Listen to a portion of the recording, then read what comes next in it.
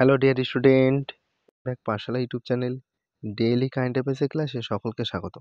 আমাদের এই কারেন্ট অ্যাফেয়ার্সের ক্লাসটি প্রতিদিন সকাল 6টার সময় প্রোভাইড করা হয়ে থাকে। আজকে হলো 10ই ডিসেম্বর অর্থাৎ শুক্রবার। এই যে তোমাদের সামনে যে রুটিনটা এসছে, এই রুটিন অনুযায়ী আজকে থেকে ক্লাস শুরু হবে। অর্থাৎ আজকের প্রথম ক্লাসটি কারেন্ট অ্যাফেয়ার্সের ক্লাস, যেটি সকাল 6টার সময় প্রোভাইড করা হয়েছে। এছাড়াও আজকে নেক্সট অর্থাৎ পরবর্তী ক্লাসটি রয়েছে জিকে ক্লাস, যেটি হলো আজকে দুপুর 12টার সময় প্রোভাইড করা হবে।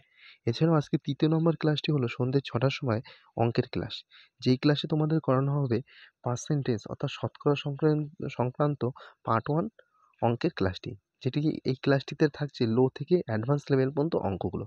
আশা করি এই তিনটি ক্লাস ক্লাস আজকে সকলেই দেখবে এবং ক্লাসগুলো আশা করি সকলের ভালো লাগবে। আর যদি ক্লাসগুলি ভালো লেগে থাকে তাহলে অবশ্যই আমি তোমাদের কাছ থেকে একটা জিনিসই চাইবো, যে ক্লাসগুলি তোমরা সবাই লাইক করে সকল বন্ধুর মধ্যে শেয়ার করে দাও। এবার চলো শুরু করি আজকের ক্লাসটি। আজকের ক্লাসটি শুরু করার আগে প্রথমেই বলে রাখি, আমাদের একটি টেলিগ্রাম চ্যানেল রয়েছে, যার নাম হলো পাঠশালা স্টাডি সেন্টার। তোমরা টেলিগ্রামে গিয়ে পাঠশালা স্টাডি সেন্টার লিখে আমাদের এই টেলিগ্রাম চ্যানেলে যুক্ত হতে পারো। আমাদের এই টেলিগ্রাম চ্যানেলে তোমরা যদি যুক্ত হয়ে যাও, তাহলে আমাদের এই ইউটিউবের সমস্ত ক্লাসের নোটিফিকেশন সহ বিভিন্ন চাকরি পরীক্ষার আপডেটগুলি তোমরা পেয়ে যাবে যথাসময়ে। এছাড়া আমাদের এই টেলিগ্রাম চ্যানেলে কতগুলি কুইজ নেওয়া হয়, যেখানে তোমরা অংশগ্রহণ করতে পারো। এছাড়া দেখো আর কি আছে। আমাদের এই কারেন্ট অ্যাফেয়ার্সের ক্লাসটি যদি তোমরা করো, তাহলে আগত ডব্লিউবি এবং কেপি এক্সাম, রেলওয়ে এক্সাম এবং এসএসসি এক্সামের জন্য এটি গুরুত্বপূর্ণ একটি ক্লাস। তাই সবাই এই ক্লাসটি মনোযোগ দিয়ে করো এবং ক্লাসটি করতে করতে খাতায় নোট ডাউন করতে থাকো। এবার আমরা দেখে নেবো আজকের কারেন্ট অ্যাফেয়ার্সের ক্লাসটি। আজকের কারেন্ট অ্যাফেয়ার্সের ক্লাস হলো 95তম ক্লাস, অর্থাৎ বিগত 94টি দিন ধরে আমরা কারেন্ট অ্যাফেয়ার্স পড়িয়ে আসছি তোমাদের। আজকে হলো 10ই জানুয়ারি 2025 সালে ঘটে যাওয়া গুরুত্বপূর্ণ কারেন্ট অ্যাফেয়ার্স নিয়ে আজকে আলোচনা করব। তোমরা সবাই ক্লাসটি দেখতে দেখতে খাতায় নোট ডাউন করে নেবে প্রশ্নগুলো। ঠিক আছে, এবার শুরু করি আজকের ক্লাসটি। আজকের ক্লাসের প্রথম প্রশ্নটি হলো 38তম জাতীয় গেমসের মশালের নাম কি দেওয়া হয়েছে? যে আমাদের ন্যাশনাল গেমস হয়, সেই ন্যাশনাল গেমসের মশালের নাম কি দেওয়া হয়েছে? সঠিক উত্তরটি হয়ে যাবে অপশন ডি, তেজস্বিনী। 38তম ন্যাশনাল গেমসের মশালের নাম দেওয়া হয়েছে তেজস্বিনী। উত্তরাখণ্ড জুড়ে যাত্রা শুরু করেছে এই তেজস্বিনী মশালটি। 38তম জাতীয় গেমসের মাস্কট কি? এটি কিন্তু একটি গুরুত্বপূর্ণ প্রশ্ন।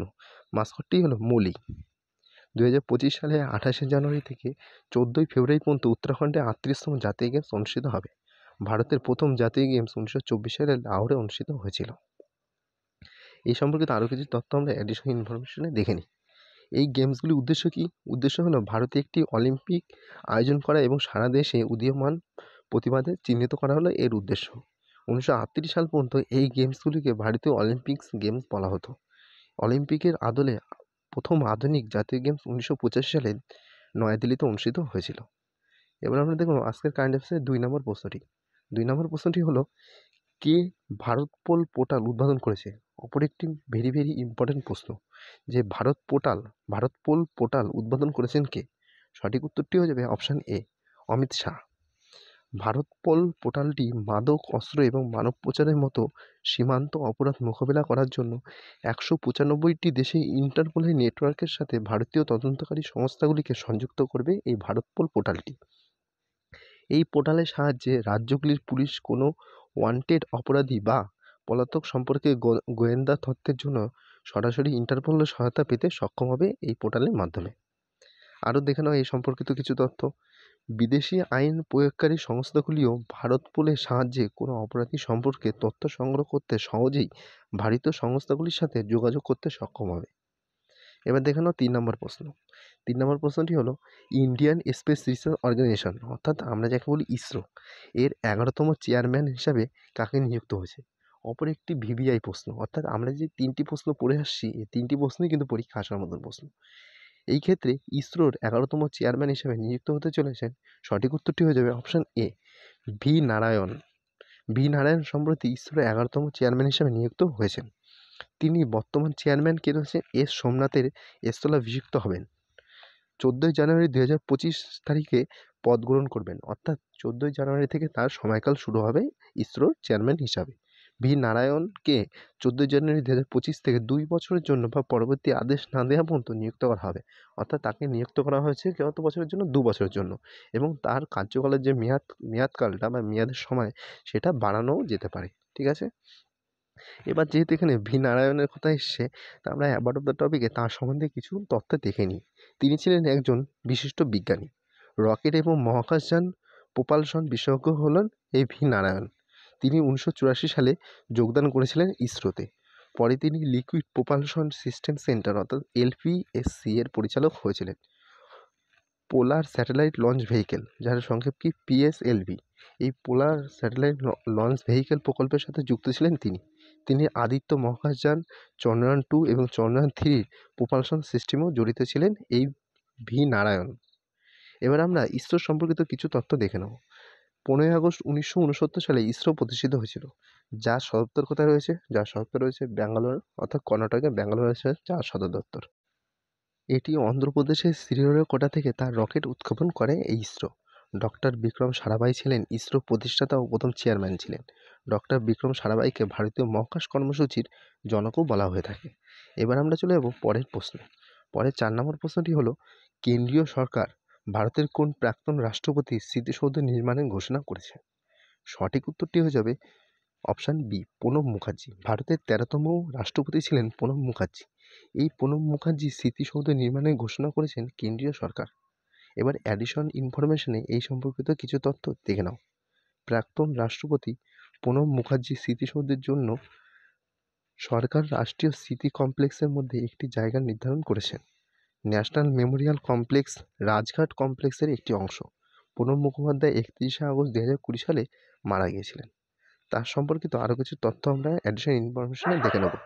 তিনি 2012 থেকে 2017 সাল পর্যন্ত ভারতের 13তম রাষ্ট্রপতি পদে দায়িত্ব পালন করেছিলেন। তিনি 2019 সালে ভারতরত্ন পুরস্কার পেয়েছিলেন এবং 2008 সালে পদ্মবিভূষণ পুরস্কার পেয়েছিলেন এই প্রণব মুখোপাধ্যায়। এরপরে দেখো নেক্সট 5 নম্বর প্রশ্নটি। 5 নম্বর প্রশ্ন হলো, সড়ক দুর্ঘটনায় ক্ষতিগ্রস্তদের জন্য ক্যাশলেস ট্রিটমেন্ট স্কিম ঘোষণা করেছে কে? আরেকটি গুরুত্বপূর্ণ প্রশ্ন। আজকের কিন্তু ক্লাসে অনেক গুরুত্বপূর্ণ প্রশ্ন পেয়ে যাচ্ছি আমরা, যেগুলি পরীক্ষায় আসবে। এই ক্ষেত্রে সঠিক উত্তরটি হয়ে যাবে অপশান বি, নীতিন গডকরি। নীতিন গডকরি সড়ক দুর্ঘটনায় ক্ষতিগ্রস্তদের জন্য ক্যাশলেস ট্রিটমেন্ট স্কিম ঘোষণা করেছে। এই স্কিমটি 7 দিন পর্যন্ত বা সর্বোচ্চ 1.5 লক্ষ টাকা পর্যন্ত চিকিৎসা খরচ কভার করবে। অর্থাৎ এই স্কিমের আওতায়, ঠিক আছে, 7 দিন পর্যন্ত বা সর্বোচ্চ 1.5 লক্ষ টাকা চিকিৎসা ক্ষেত্রে ছাড় পাওয়া যাবে এই স্কিমের আওতায়। দুর্ঘটনায় 24 ঘন্টার মধ্যে পুলিশকে রিপোর্ট করতে হবে প্রথমত। হিট অ্যান্ড রানের ঘটনায় মৃতের পরিবারকে 2 লক্ষ টাকা ক্ষতিপূরণ দেওয়া হবে। এছাড়া 2024 সালে ভারত জুড়ে সড়ক দুর্ঘটনায় 1.8 লক্ষ মানুষ মারা গিয়েছিল, আচ্ছা যাবে না, এটা গিয়েছিল। এবার দেখো 6 নম্বর প্রশ্ন। 6 নম্বর প্রশ্নটি কি বলছে? পরিসংখ্যান মন্ত্রকের মতে 2024-25 আর্থিক বছরের জন্য ভারতের জিডিপি কত হবে? এই সম্পর্কিত কিন্তু পরীক্ষা আগে প্রশ্ন পড়েছে। এক্ষেত্রে সঠিক উত্তরটি হচ্ছে অপশান সি, 6.4। পরিসংখ্যান মন্ত্রক যে রয়েছে তারা 2024-25 একটি রিপোর্ট বের করেছে। এই রিপোর্ট অনুযায়ী ভারতের জিডিপি হবে 6.4%। এবার অ্যাবাউট অফ দ্য টপিকে জিডিপি সম্পর্কিত কিছু তথ্য দেখে নেব। জিডিপি, যার ফুল ফর্ম কি? Gross domestic product. এটি একটি নির্দিষ্ট সময়ের মধ্যে একটি দেশে উৎপাদিত সমস্ত পণ্য ও পরিষেবার মোট মূল্য হলো এই জিডিপি। এটি একটি দেশের অর্থনৈতিক কার্যকলাপের একটি পরিমাপ। একটি দেশের অর্থনীতির আকার ও স্বাস্থ্য দেখানো হয় একটি সূচকে। জিডিপি মানুষের ওপর সরাসরি প্রভাব ফেলে। যদি জিডিপি বাড়ে তাহলে মানুষের জন্য আরও উপার্জনের সুযোগ থাকে এবং তাদের জীবনযাত্রার মান উন্নত হয়। অর্থাৎ জিডিপি বাড়লে মানুষের জীবনযাত্রার পরিমাণ, উপার্জনের পরিমাণও বাড়ে, এবং জিডিপি যদি কমে মানুষের উপার্জনের পরিমাণও কমে যায়।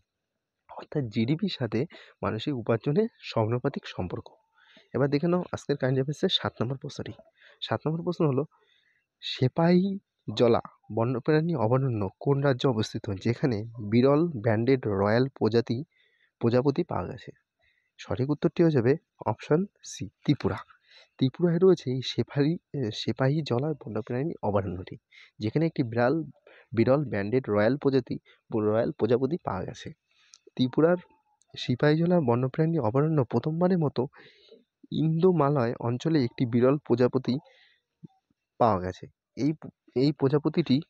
এই প্রজাপতিটিকে ব্যান্ডেড রয়্যাল বাটারফ্লাই বা রচনা জলেন্দ্র ইন্দ্র হিসাবে চিহ্নিত করা হয়েছে।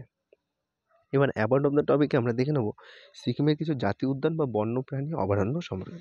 সিকিমে দেখো কাঞ্চনজঙ্ঘা জাতীয় উদ্যান, পঙ্গলাখা বন্যপ্রাণী অভয়ারণ্য, বার্ষির রডোডেনড্রন বন্যপ্রাণী অভয়ারণ্য, ফ্যামবং লো বন্যপ্রাণী অভয়ারণ্য রয়েছে সিকিমে।